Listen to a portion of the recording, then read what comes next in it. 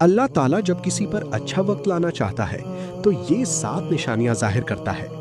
Number 1, उसके झूठे रिश्ते छूटना और टूटना शुरू हो जाते हैं जिनको वो कभी अपना और सगा माना करता था। नंबर 2, उस पर ना रुकने वाली मुश्किलात और आजमाइशों का सामना करना शुरू हो जाता है। नंबर 3, अल्लाह ताला उसकी दुआ की कबूलियत को सुस्त कर देता है क्योंकि अल्लाह ताला ऐसे शख्स की दुआ को पसंद करता है और चाहता है कि वो बार बार उसके दरवाजे पर आए और अपनी दुआओं का इजहार करे। नंबर 4, उसे माली मुश्किलात का सामना करना शुरू हो जाता है।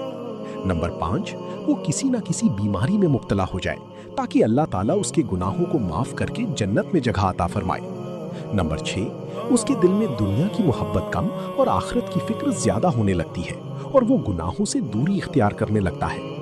नंबर 7, उसे तन्हाई पसंद आने लगती है और वो लोगों के मील जोल के बजाय अल्लाह की याद और इबादत में ज्यादा सुकून महसूस करता है।